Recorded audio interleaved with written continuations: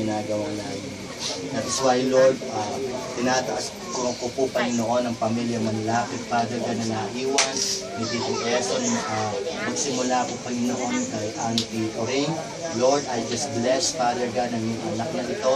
Lord, bless ko po siya at pawiin mo po, Panginoon, ang sakit, pawiin mo, Panginoon, ang pain, ang hurt po, Panginoon, na kanya nararamdaman. And Lord, maraming salamat na maghihilin po, Panginoon, ang sugat, Panginoon, na kanyang naranasan, na kanyang nadama, Panginoon, sa pagkawalay niya kay Tito Eson. At Lord, sa kanyang mga anak, at pati, Panginoon, sa kanyang mga apo, Lord, I just bless them right now, Father God, and I cover them with your holy and most precious blood. At Lord, naniniwala ako, Panginoon, ng darating po, Panginoon, ng healing, and I speak healing, Father God, sa pamilya Manlapit. At Lord, hayaan mo na ang pagpapala mo, Panginoon, ang siyang patuloy na bumuhos sa tahanan na ito at sa pamilya Manlapit.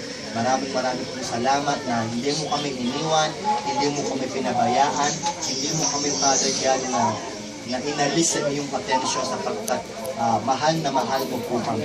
Maraming po salamat, dinadakila ka namin, pinupuri ka namin, tinataas ka po namin. Sa tayong pangalan ni Jesus. Amen. So, maraming po salamat sa time, sa oras po.